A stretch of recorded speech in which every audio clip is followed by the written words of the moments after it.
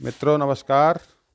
मैं एस्ट्रोलॉजर वीरेंद्र जगुड़ी आपका अपने YouTube चैनल पर स्वागत करता हूं और आशा करता हूं कि आपका प्यार मुझे मिलेगा, इसी विश्वास के साथ। तो आइए चलते हैं भाग 14 में।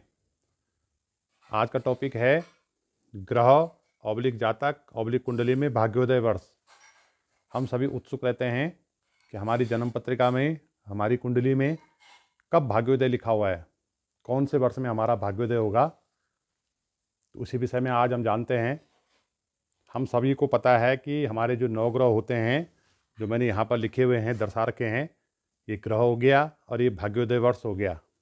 सूर्य, चंद्रमा, मंगल, गुरु, बुध, शुक्र, शनि, राहु और केतु, हमारे जो 9 ग्रह हैं, इनकी पोजीशन अर्थात इनकी जो स्थिति है, ये कुंडली में कैसी है। कुंडली में हमारे 12 खाने बने होते हैं, जिन्हें हम 12 घर कहते हैं, 12 स्थान कहते हैं या 12 भाव भी कह सकते हैं। कि वहाँ पर इन ग्रहों की स्थिति क्या है। ये ग्रह अपनी राशि में बैठे हुए हैं, स्वग्रह बैठे हुए हैं या उच्च राशि में बैठे हुए हैं, या शुभ ग्रह की दृष्टि इन ग्रहों पर है,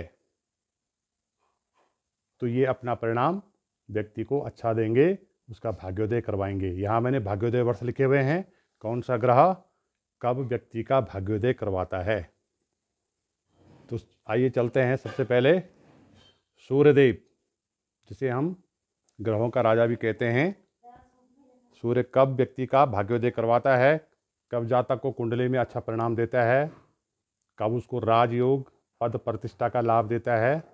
यदि कुंडली में जो 12 खाने कुंडली के बने होते हैं, वहाँ पर जो 9वां घर हमारा होता है, जिसे हम भाग्य भाव कहते हैं, वहाँ पर यदि सिंह राशि बैठी हुई है, अर्थात 5 का अंक वहाँ पर लिखा हुआ है, जिसका अर्थ होता है सिंह राशि, तो सिंह का स्वामी भी सूर्यदेव होता है।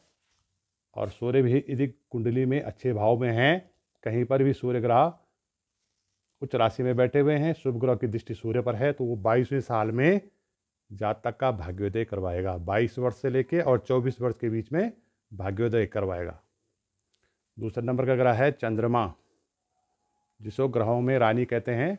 रानी की उपाधि भी चंद्रमा को दी गई है।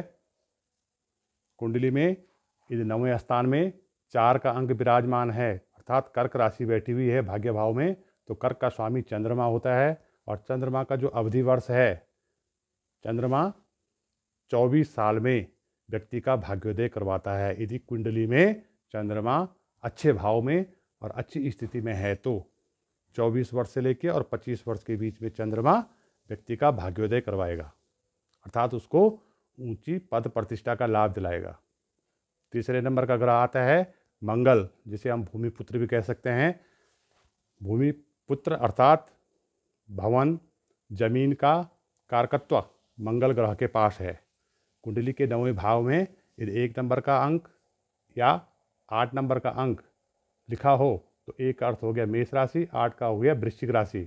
मेष और वृश्चिक दोनों राशियों का स्वामी मंगल ग्रह है। और भाव में, कुंडली के भाव में यदि मंगल अच्छे भाव में विराजमान है, अच्छे भाव में बैठा है, उच्च राशि में बैठा हुआ है, स्वग्रह में बैठा हुआ है, तो निश्चित रूप में व्यक्ति को 28वें वर्ष में व्यक्ति का भाग्योदय करवाएगा।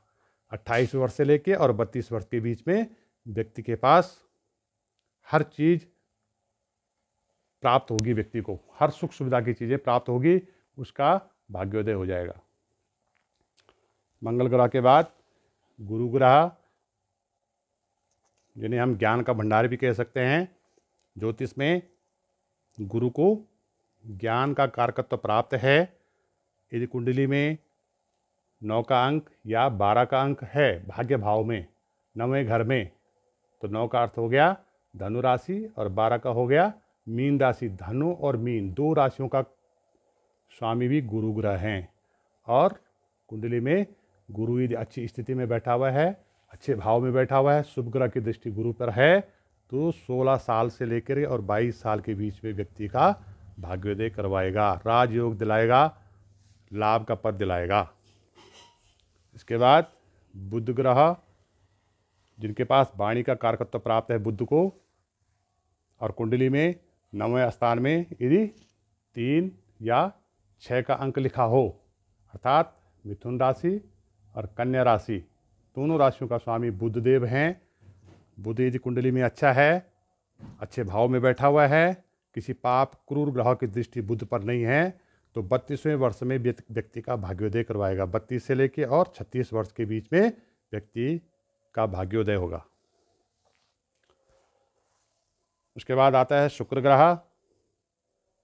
शुक्र ग्रह जिसके पास भौतिक सुख साधनों का कारकत्व है, सौंदर्य का कारकत्व है, जितनी भी हमारी ऐशो आराम की वस्तुएं हैं, इनका कारकत्व शुक्र के पास है। और कुंडली में यदि 9वें स्थान पर 2 का अंक या 7 का अंक लिखा हो, 2 में से एक भी, 2 या 7, दोनों का स्वामी शुक्रदेव है। अर्थात वृष राशि और तुला राशि का स्वामी भी शुक्रदेव हैं। और शुक्र ग्रह यदि कुंडली के 12 भावों में अच्छे स्थान पर विराजमान हैं, उच्च राशि में बैठा हुआ है या मित्र की राशि में बैठा हुआ है, तो व्यक्ति का भाग्योदय 25वें वर्ष से लेकर और 28वें वर्ष के बीच में करवाता है। और सारी सुख सुविधा की वस्तुएं शुक्रदेव उसको 25 वर्ष से और 28 वर्ष के बीच में प्राप्त करवाएंगे। शुक्र के बाद आता है शनि ग्रह, जिसको ग्रहों में एक मंद ग्रह के नाम से भी जाना जाता है। बहुत धीरे शनिदेव चलते हैं और इनको न्यायाधीश की उपाधि भी प्राप्त है। पाप पुण्य का हिसाब करते हैं। यदि कुंडली में 10 नंबर का अंक और 11 नंबर का अंक 9वें भाव में है, 9वें स्थान में बैठा है, 2 में से एक भी अंक या तो 10 या 11, मकर और कुंभ दोनों राशियों का स्वामी भी शनिदेव है। और कुंडली में यदि शनि ग्रह भी कहीं पर भी यदि उच्च राशि में बैठा हुआ है, मित्र की राशि में बैठा हुआ है, स्वग्रह बैठा हुआ है और शुभ ग्रह की दृष्टि शनि पर है, तो वो 36वें वर्ष से और 38वें वर्ष के बीच में व्यक्ति का भाग्योदय करवाएगा। उसके बाद राहु ग्रह, राहु को कहा गया है कि आकस्मिक परिवर्तन करते हैं। व्यक्ति को भिखारी से राजा भी बना सकते हैं, रंक से राजा, और राजा से रंक भी बना सकते हैं। इनके पास ये पावर है।